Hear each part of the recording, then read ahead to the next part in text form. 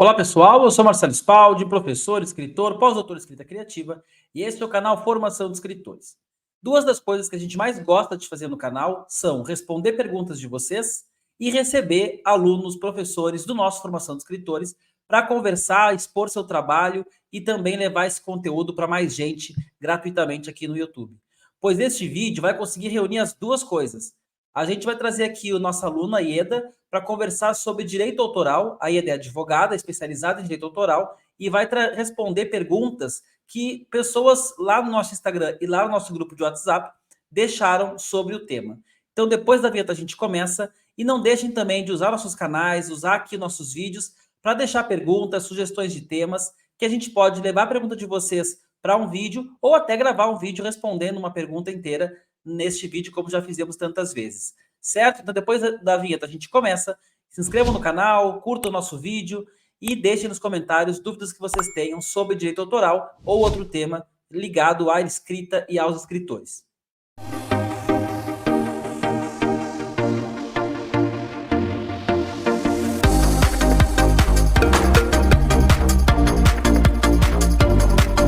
Ieda, tudo bom? Um prazer te ter aqui conosco conversando sobre direito autoral, esse tema que o pessoal tem tanta preocupação, tantas dúvidas. E eu vou pedir que tu comece se apresentando, para quem não conhece teu trabalho, quem é a Ieda e qual a relação do teu trabalho como advogada do direito autoral. Olá, Marcelo. Olá, pessoal.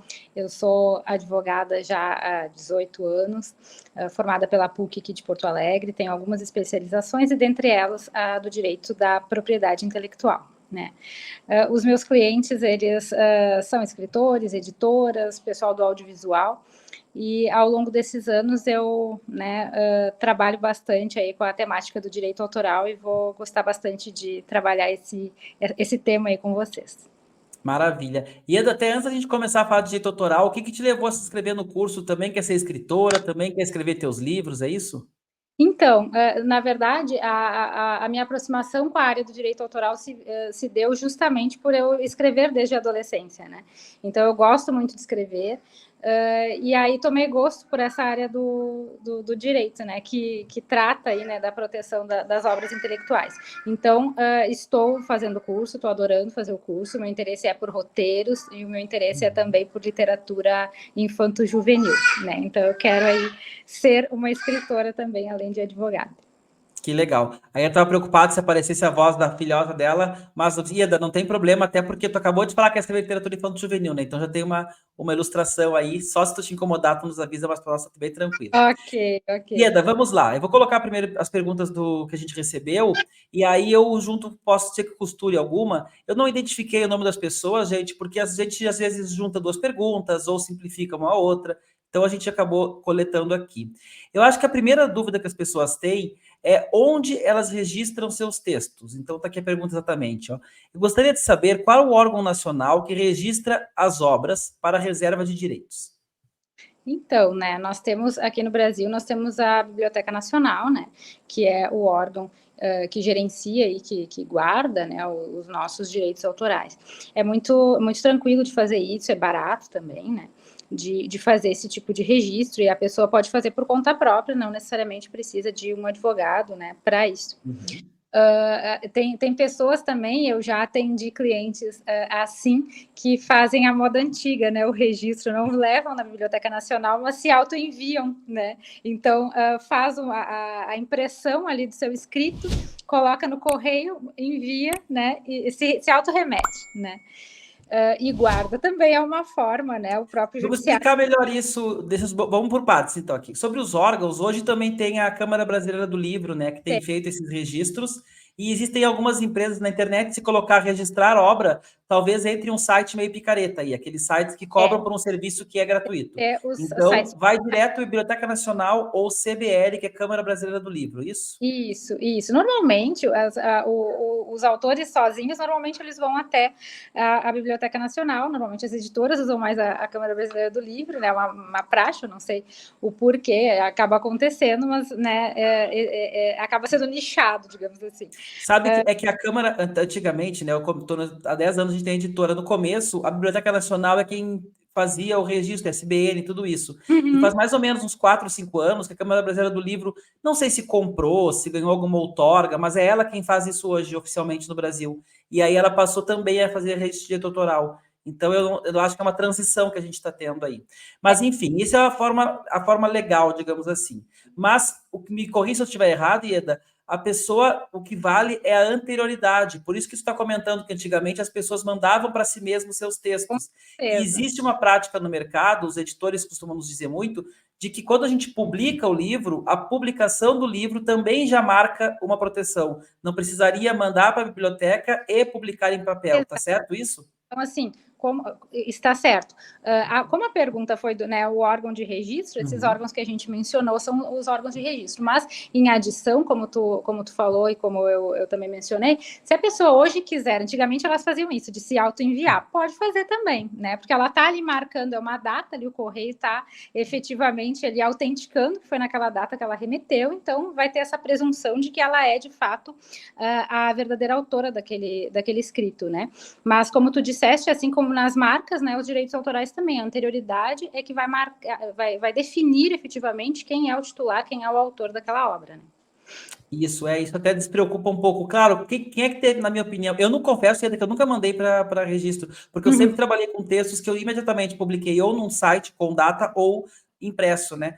E Uhum. agora pessoas que mandam para concursos e ficam um pouco desconfiadas, ou mandam original para editoras, ou tem Isso. uma obra em casa e tem algum receio, é uma proteção a mais. Agora, infelizmente, né, Ieda, não é um banco de dados automático, que se alguém escrever um livro igual ao meu, o banco de dados reconhece e bloqueia.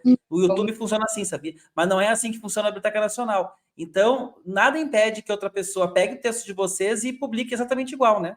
Exatamente. Então, assim, como tu disseste, muitas vezes já teve casos assim, de casos antigos, né, de pessoas que submeteram efetivamente a alguns concursos, mas aí, como tu falou, os picaretas, tem os sites picaretas, antigamente não tinha sites, mas tinha os jornais, né, assim que faziam isso, e pessoas que perderam aí a sua, né, a titularidade, enfim, tem várias histórias assim, e que dá para evitar, né?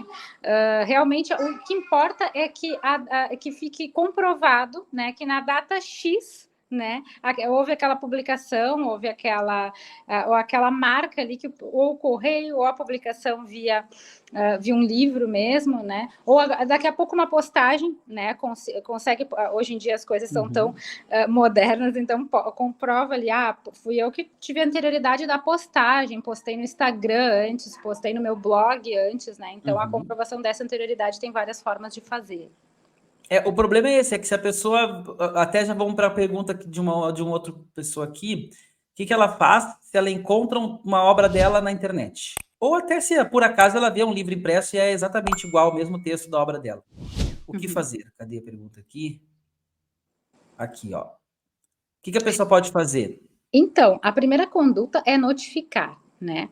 Eu tive um cliente, não vou dar nomes aqui, tem um cliente, em que a obra dele, né? Ele tem a Rede Globo, ela acabou utilizando essa obra dele, Ana Maria Braga declamou, né, o poema dele sem...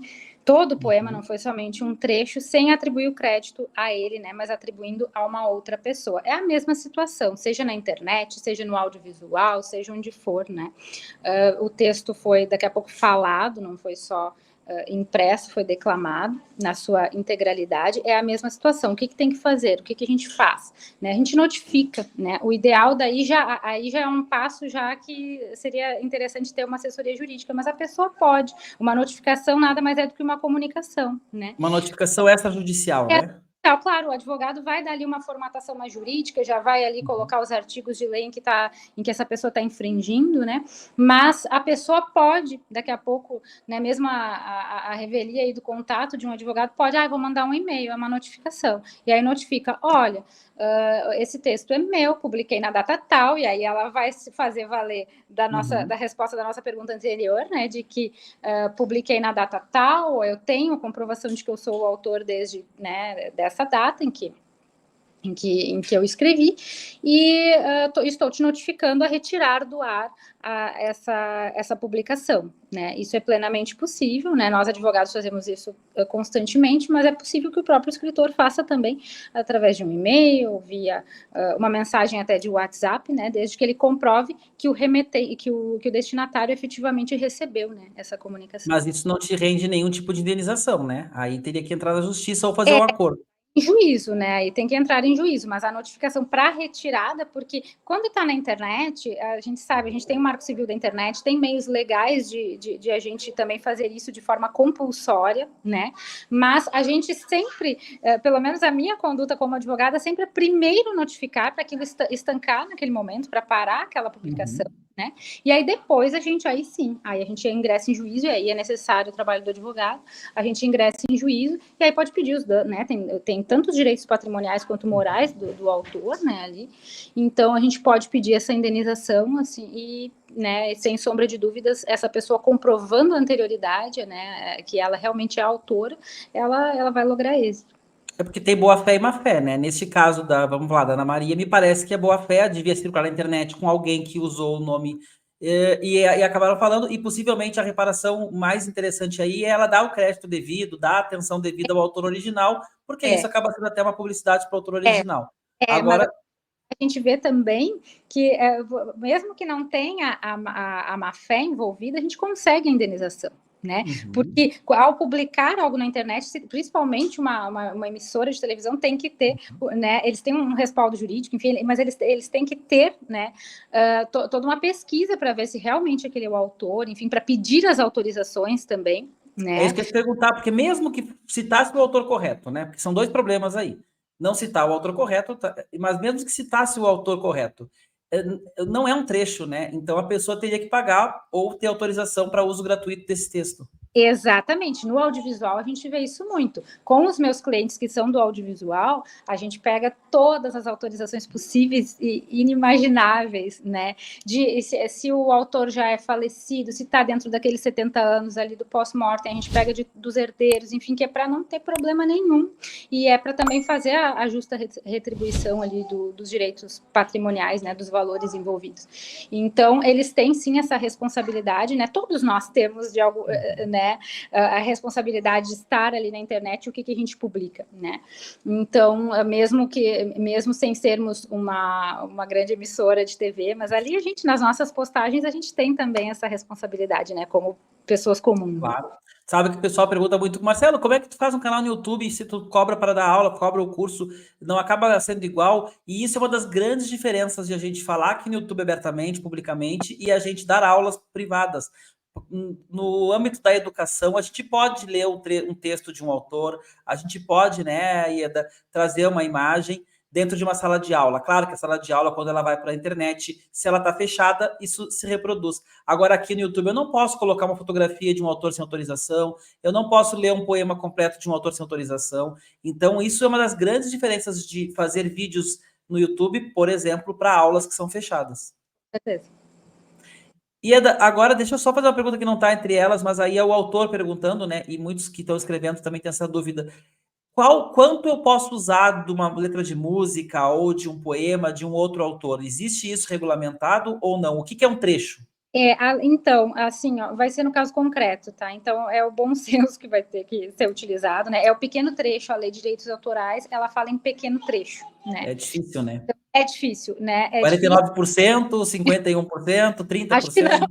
Acho que o pequeno trecho é aquela frase, né? É aquela estrofe, talvez em alguns casos pode ser ali, não sei, umas 3, 4 linhas de um poema, talvez, né?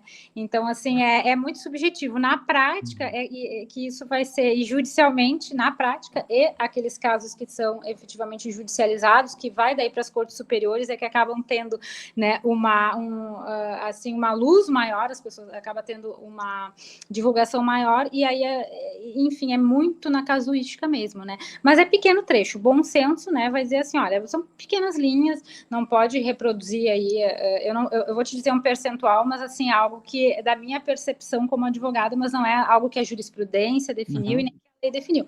Mas eu acho que assim, ó, 10% da obra, se é que dá para mensurar isso de forma matemática, entendeu? No máximo ali, mais do que isso, é muito arriscado para quem quer fazer isso, né? Seja aí numa publicação que quer. É melhor pegar, sempre é melhor pegar a autorização. Por que não? Né? Pega a autorização da pessoa.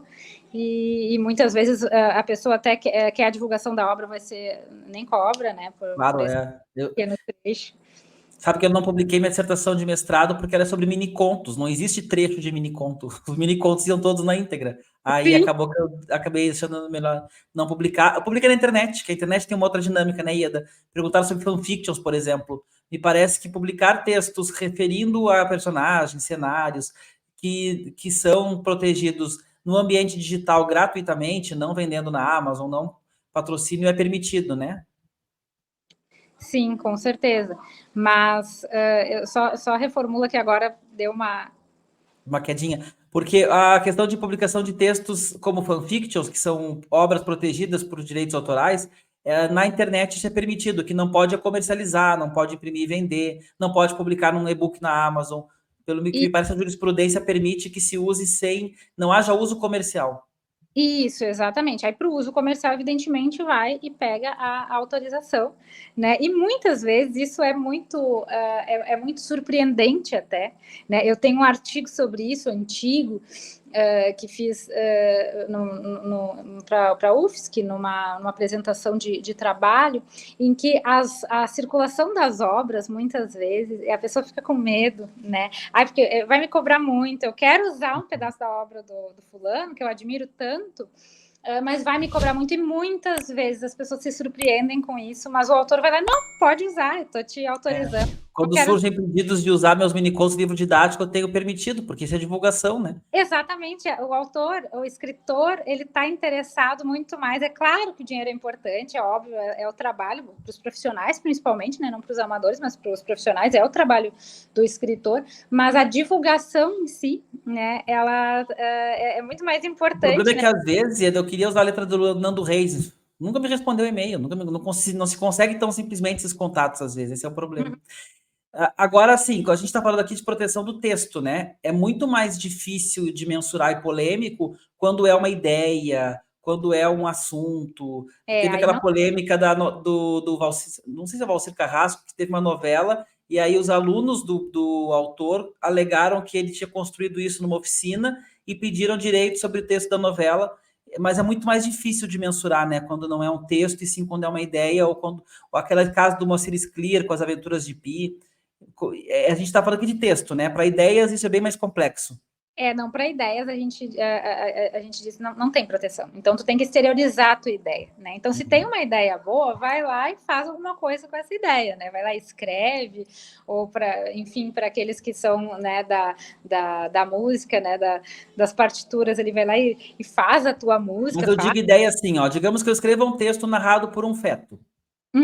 Aí, anos depois, um inglês escreve um texto narrado por um feto. Eu consigo alegar que aquilo é plágio? É difícil, né? Porque não é texto. É difícil, porque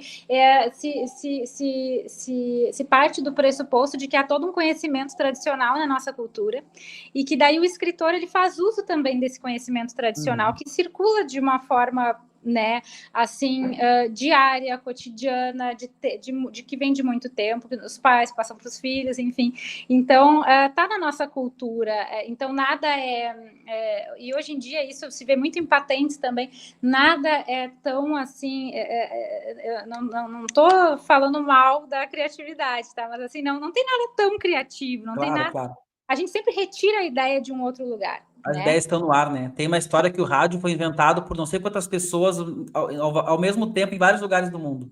Exatamente. Então, hoje, e as patentes demonstram isso de forma muito clara, porque, assim, não tem hoje tantas patentes, assim, invenções tão mirabolantes, tão diferentes, né? Hoje em dia, a gente tem muito modelo de utilidade, que é uma outra, já é uma patente 2.0, digamos assim, né? Que ela está melhorando aquilo que já existe, né? Então, na escrita também, na música, enfim, acaba sendo assim. né? A nossa criatividade, ela já foi moldada ali pelos que nos antecederam. Então, assim, a ideia não adianta. Teve a ideia, vai ter que materializá-la para poder fazer o uso, né? Principalmente patrimonial dessa ideia. E nesse teu exemplo aí do feto, não, se fosse assim, daí todos os livros de vampiro, todos os livros... Pois é. Né? É que teve um caso muito emblemático do Moacir Scliar, não sei se o pessoal que é aqui do Sul está familiarizado, o Moacir Scliar escreveu um livro, Max e os Felinos, um livro antigo, já dos anos 70, 80, e recentemente teve um filme chamado As Aventuras de Pi, que concorreu ao Oscar, sim, e que o autor do filme usou exatamente o mesmo argumento do Scliar, e ele mais ou menos numa entrevista disse assim, eu li uma resenha sobre esse livro, eu achei o livro um pouco chato, eu resolvi escrever melhor e fiz o filme. E isso ficou aquela polêmica. O Scliar acabou, ele já estava bastante idoso. Eu teve uma conversa com a viúva dele aqui na Metamorfose e ela contou essa história. Ele morreu muito chateado com isso tudo, mas ele não entrou judicialmente porque ele achou que era muito difícil de comprovar que aquela ideia era dele e de que houve um plágio. Então, plágio de ideias é algo difícil de comprovar. É algo difícil e hoje o nosso judiciário ele tem entendido assim que não pode ser só o argumento. O plágio, ele efetivamente, né, ele tem que ser aquilo ipsis literis, ele tem que ser aquela cópia grosseira mesmo, né, para ser configurada a plágio. É óbvio que a discussão dele, é uma pena que não tenha ido para o Poder Judiciário, porque daí a gente, né, seria um precedente aí muito interessante, né, mas eu acredito, não sei no que ia dar, mas eu acho injusto, né, que o entendimento seja esse. Eu acho que sim, no caso dele específico, eu acho que sim, ele poderia ganhar até judicialmente, mas seria uma discussão bastante... E é internacional, imagina o quantos porque não era uma discussão brasileira, né? Era uma discussão com uma obra internacional. O que eu acho que ele ficou mais chateado pela questão até ética. O autor lá do filme, que fez um grande sucesso, poderia ter mencionado Scliar, homenageado, colocado o livro em evidência. Eu acho que daí cai justamente nisso e também de ver qual é a legislação do outro autor, porque a gente tem copyright, tem, né, aí pelo mundo, tem direito autoral, então aí seria uma discussão bem interessante, mas muito longa, certamente. Maravilha. Agora eu vou colocar as perguntas que a gente recebeu aqui mais objetivamente, e então vamos lá. É possível registrar trechos de livros? Então, assim, eu... Não, vou tentar responder essa pergunta, não sei se eu entendi efetivamente a pergunta. Eu acho que sim, né? Porque trecho de livro é assim, a pessoa escreveu um conto, uma cena de uma história. Sim, com certeza. O que não é, e muitas vezes as pessoas, aí daria para registrar como marca, a gente faz isso muito, por exemplo, a proteção em relação ao título do livro, essa não se tem efetivamente, porque senão a gente estaria tolindo, né, aí a criatividade propriamente. Isso é a outra pergunta aqui, ó. Se a pessoa precisa pesquisar antes se existe uma obra anterior com o mesmo tema ou o mesmo título. É bom. Eu oriento os meus clientes a fazer isso, sim, e principalmente pensando nos subprodutos que vêm daí, né? Então, assim, eu posso registrar um livro como Crepúsculo e ele fala sobre vampiros, né? Pode. Né? Mas aí depois também o escritor tem que pensar, mas eu só vendo 20 exemplares, ok, mas pensa que efetivamente daqui a pouco tu pode explodir e que pode ter subprodutos em relação a essa obra primária, né? Então, sim, né? É interessante fazer a pesquisa, né? Ela não é necessária, mas é interessante até do ponto de vista de mercado para esse autor, para esse editor, enfim, e uma editora efetivamente não vai registrar Crepúsculo para aquele autor, né? Ela não vai, mesmo que ele queira, duvido muito, né? Porque as editoras fazem efetivamente, normalmente, uma pesquisa, né? Mas, às vezes, o escritor sozinho ali, ele tem essas, né? Mas às vezes tu pega uma rebarba de divulgação, mas o Crepúsculo é um caso curioso, né? Me parece que pode, assim como Thor, porque são palavras comuns, o caso do Thor é um deus antigo. Exatamente. Agora, o Harry Potter não poderia, né? Harry Potter não poderia, mas porque ele é marca, então não é pela questão, né, propriamente do direito autoral, mas porque a autora, ela registrou como marca, já deve até ter cedido, provavelmente, para... Né, digamos que alguém se coloque o nome do filho de Harry Potter, e certamente alguém colocou o nome do filho de Harry Potter. Então, pode no futuro haver alguém... Pode ficar mais confuso isso também, né? Não, o nome do filho, o nome personalíssimo é possível, né? Como Neymar, como Pode colocar de personagens, pode colocar de celebridades, enfim, não existe essa... E aí tem essa discussão com a Ivete Sangalo aqui no Brasil, teve essa temática, mas aí é no direito marcário mesmo, né? Ela tem o nome dela registrado como marca. Daí falam, mas é que é o teu nome, por que tu fez esse registro? Não, mas se vem outra Ivete Sangalo que teria o mesmo direito, né? Que poderia ter uma outra atividade profissional, enfim. Então ela tem registrado, Roberto Carlos também, ele é muito cuidadoso com os direitos autorais dele e com o direito marcário dele também. Então, ele tem o nome e tem a marca. Então, assim, necessário não é fazer essa pesquisa, né? Os pequenos trechos podemos também, sem problema nenhum, mas do ponto de vista de mercado mesmo é que é interessante que o autor ele faça essa pesquisa prévia.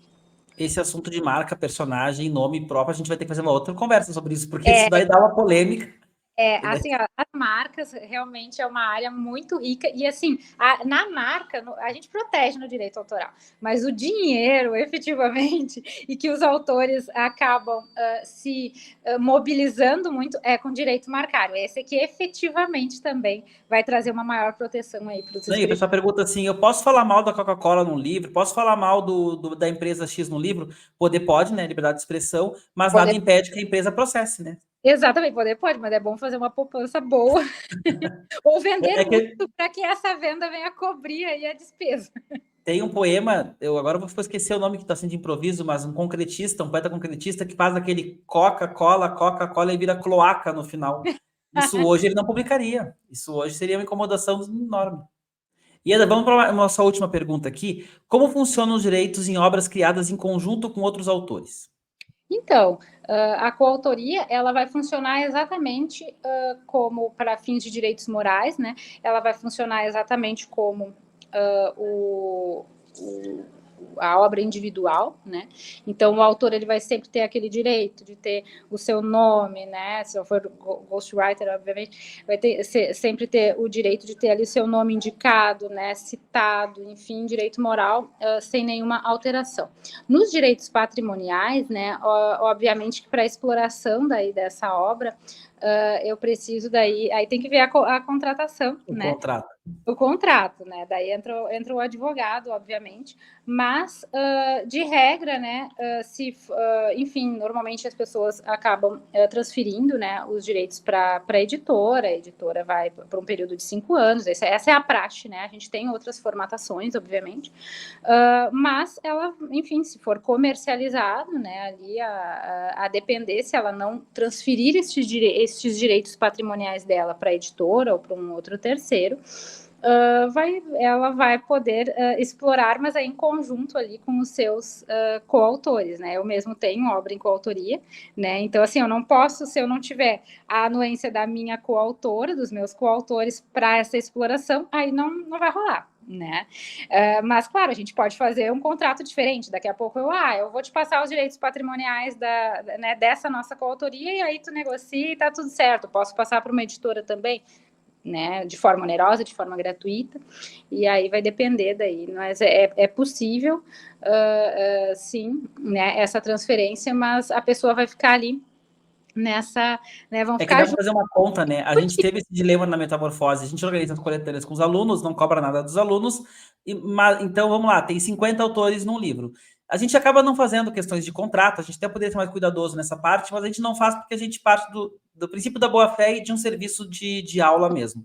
Não havendo contrato, me parece que vale os 10% de direito autoral, que é a base do mercado. Só que são 50 autores, né? E aí divide 10 por 50, tu tem 0,2% para cada um. Então, a gente antigamente colocava o livro na Amazon, por exemplo. E aí, um dia um autor perguntou, imagina quanto vocês não faturam e não nos pagam.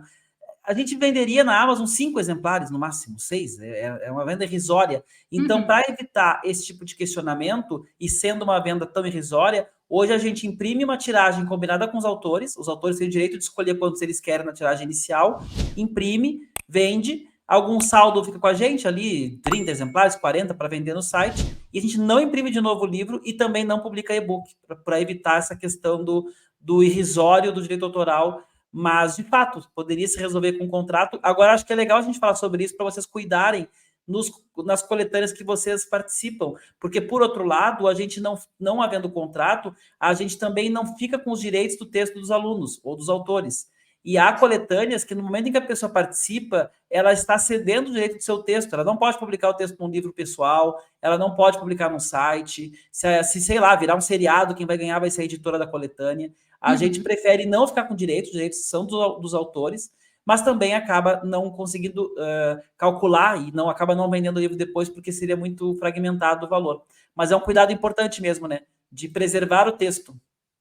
E também, se daqui a pouco alguém apresenta um contrato com cláusulas assim, porque eu estou cedendo meus direitos morais, porque eu estou... Esse tipo de cláusula é muito comum e ela é totalmente, assim, ela não pode existir, né? Explica para o pessoal o que é direito moral. O direito moral é o direito de eu ter o meu nome no meu texto, de outra pessoa... Citada. Exatamente, de eu ter o meu nome citado, de eu ter o meu nome atribuído como autor daquele texto, como coautor, nesse caso, de coletânea daquele texto.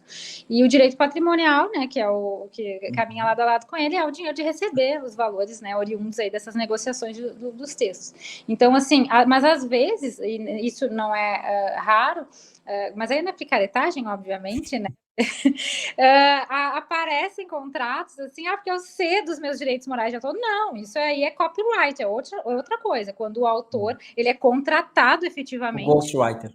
O ghostwriter, não o copy. O ghostwriter ele é contratado para escrever uma obra ali de forma anônima e outra pessoa. Isso acontece aí muito. É legítimo. Em instituições, aí é legítimo, é a única exceção no Brasil que a gente pode abrir... Todo um jornal contrata um jornalista, um site contrata um autor para fazer um texto também. Às vezes não aparece o nome do autor. Isso é muito normal, muito comum, muito corriqueiro, principalmente instituições públicas, às vezes até contratam, né, bons escritores, jornalistas, para escreverem os seus textos, né? Então, assim, existe isso e é plenamente possível, mas aí é o texto sob encomenda, é diferente, né? E esses textos, assim, de coletânea, enfim, principalmente o pessoal submete, às vezes, muito a esses prêmios, esses concursos, né?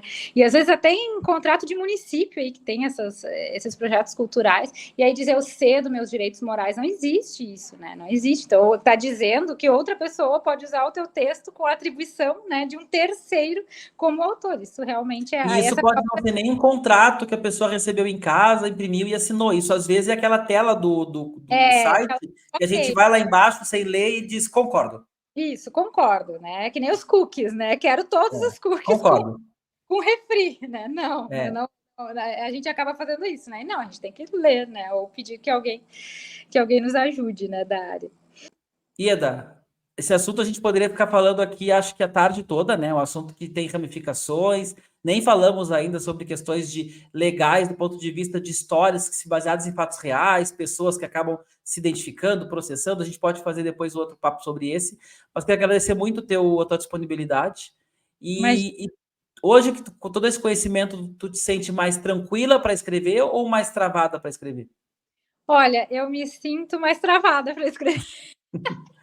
Sim, porque tudo tu fica pensando, isso aqui pode dar problema aqui, pode dar problema ali.